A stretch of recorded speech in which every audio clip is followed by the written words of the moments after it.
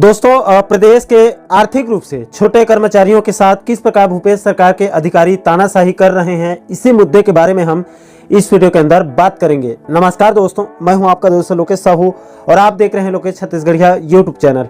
आप सभी साथियों का हमारे चैनल पर बहुत बहुत स्वागत है। दोस्तों, ये सरकार प्रदेश के अनियमित संविदा, दैनिक वेतनभोगी, कलेक्टर दर, प्लेसमेंट और सभी ठेका कर्मचारियों को नियमित करने और किसी भी कर्मचारी की छटनी नहीं करने के वादे के साथ सत्ता में आई थी। लेकिन दोस्तों, आपको जानकर बड़ी हैरानी होगी कि बीते 4 सालों में सरकार नियमितीकरण करना तो छोड़िए, अभी तक अनियमित कर्मचारियों की जानकारी को सही ढंग से नहीं मंगा पाई है। 15 मार्च को जो जानकारी सरकार ने सदन में दिया है वो भी आधा अधूरा है। इसके बाद दोस्तों, अब खबर मिल रही कि क्रेडा के प्लेसमेंट कर्मचारियों का लगभग 5 सालों से अभी तक वेतन में 1 रुपए की वृद्धि भी नहीं किया गया है।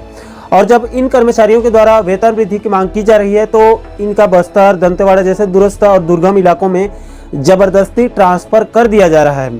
दोस्तों, इसके लिए आप सबसे पहले छत्तीसगढ़ क्रेडा प्लेसमेंट कर्मचारी कल्याण संघ के द्वारा 16 मार्च 2023 को क्रेडा में कॉल मी सर्विसेज प्लेसमेंट एजेंसी के माध्यम से कार्यरत सभी कर्मचारियों और अधिकारियों ने इसी वेतन वृद्धि की मांग को लेकर उच्च अधिकारियों को सूचना पत्र दे दिया था। इस पत्र में क्रेडा संघ की तरफ से साफ साफ कहा गया है कि छत्तीसगढ़ प्रदेश भर में क्रेडा विभाग के अंतर्गत विगत कई वर्षों से विभिन्न कार्यालयों एवं ऊर्जा पार्कों में विभिन्न पदों पर प्लेसमेंट एजेंसी के माध्यम से 527 अधिकारी और कर्मचारी कार्य कर रहे हैं, जिनके साथ शारीरिक और मानसिक शोषण किया जा रहा है, जिसके विरुद्ध में सभी कर्मचारियों के द्वारा एक संघ बनाकर नियमानुसार अपनी मांगों को लेकर आवाज उठाने पर उनके पदाधिकारियों और सदस्यों को डराया, धमकाया और दबाया जा रहा है और साथ ही साथ नक्सल प्रभावित दुर्गम जिलों में ट्रांसफर कर दिया जा रहा है, जो कि सरासर गलत है। इस पत्र में आगे यहाँ पर कहा गया है कि हमारे पदाधिकारियों को छलपूर्वक क्रेडा प्रधान कार्यालय में बुलाकर हमारे साथियों से बलपूर्वक, छलपूर्वक संघ से इस्तीफा दिलाया गया तथा हमारे मांगों को पूरा करने का झूठा वादा करके रातों रात हमारे साथियों का ट्रांसफर कर दिया गया है। अतः क्रेडा विभाग के समस्त कार्यालयों एवं ऊर्जा पार्कों में कार्यरत प्लेसमेंट कर्मियों ने सर्वसम्मति से यह निर्णय लिया है कि जब तक दिनांक 15 मार्च 2023 को क्रेडा प्रधान कार्यालय में आपके द्वारा सहमति या फिर आश्वासन अनुसार मांगों को पूरा करने एवं जिनका ट्रांसफर वर्तमान में किया गया है तथा जिनका किया जाना प्रस्तावित है उनको रोका जाए, उनको पूर्व की भांति जब तक नहीं रखा जाता है तब तक सभी कर्मचारियों और अधिकारियों के द्वारा काम बंद, कलम बंद हड़ताल इस कार्यालय के बाहर शुरू कर दिया जाएगा।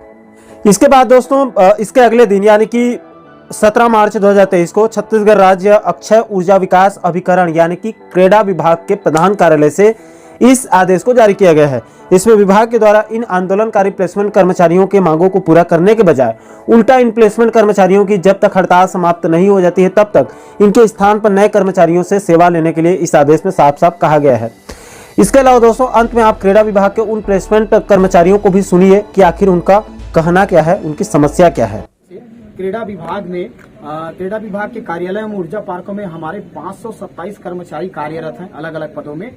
तो इनके ऊपर में बहुत ज्यादा शोषण हो रही है, पहले से अभी भी हो रही है। अगर मैं प्रमुख मुद्दों को बताऊं तो हमारा जो डाटा जो है वो शासन प्रशासन में भी नहीं भेजा जा रहा है। विधानसभा में और शासन प्रशासन में जब भी डाटा की बातें आती है तो हमारी डाटा को भी वो लोग जो है तोड़ मरोड़ के भेजते हैं। हमारे यहाँ से सिर्फ संविदा और दैनिक वेतनभोगी को भेजते हैं, वो भी पूरी तरह से नहीं भेजते हैं। ये पहली। और हमें जो वेतनमान दिया जा रहा है वो 10 साल पुराना, 8 साल पुराना वेतनमान दिया जा रहा है, जबकि वित्त कार्यालय का, श्रम कार्यालय का दोनों का निर्देश है कि किसी का जो वेतन जो अपग्रेड हो चुका है उसको दिया जाए, लेकिन हमें पुराना वेतन दिया जा रहा है हमारे सभी कर्मचारियों को।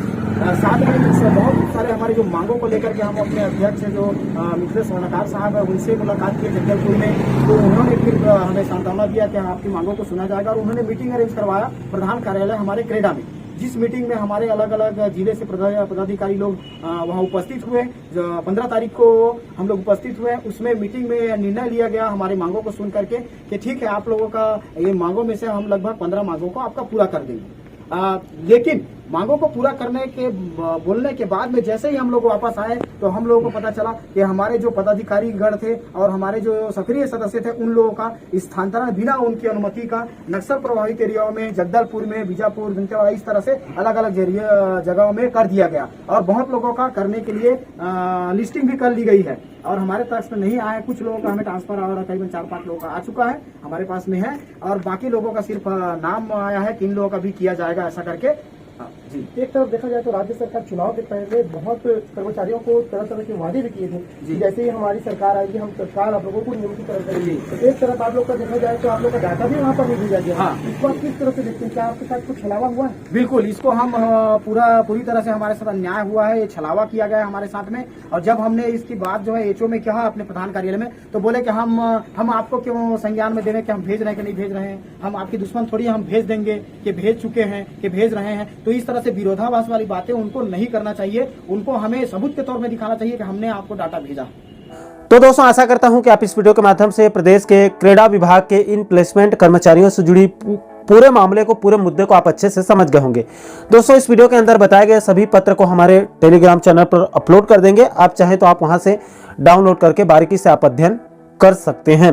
दोस्तों मैं आपसे एक ही सवाल पूछना चाहता हूं, क्या किसी भी कर्मचारी की वेतन वृद्धि की मांग पर उनको जबरदस्ती बस्तर और दंतेवाड़ा जैसे दूरस्थ जिलों में जबरदस्ती ट्रांसफर कर देना कितना जायज है? क्या ये तानाशाही और हिटलरशाही नहीं है तो और क्या है? आपके जो भी विचार होंगे आप नीचे कमेंट सेक्शन में अपनी प्रतिक्रिया जरूर दीजिएगा। और दोस्तों आप आगे भी प्रदेश के तमाम अनियमित कर्मचारियों के नियमितीकरण से जुड़ी पल पल के अपडेट को वीडियो के माध्यम से आप समझना चाहते हैं तो हमारे चैनल को आप सब्सक्राइब जरूर कीजिएगा ताकि आने वाले सभी नए वीडियो का नोटिफिकेशन आप लोगों तक तुरंत पहुंच सके। दोस्तों इस वीडियो में फिलहाल अभी के लिए इतना ही, मुझे दीजिए इजाजत। मैं मिलता हूं आपसे एक और महत्वपूर्ण मुद्दे के साथ, एक और महत्वपूर्ण टॉपिक के साथ। तब तक के लिए जय हिंद, जय छत्तीसगढ़।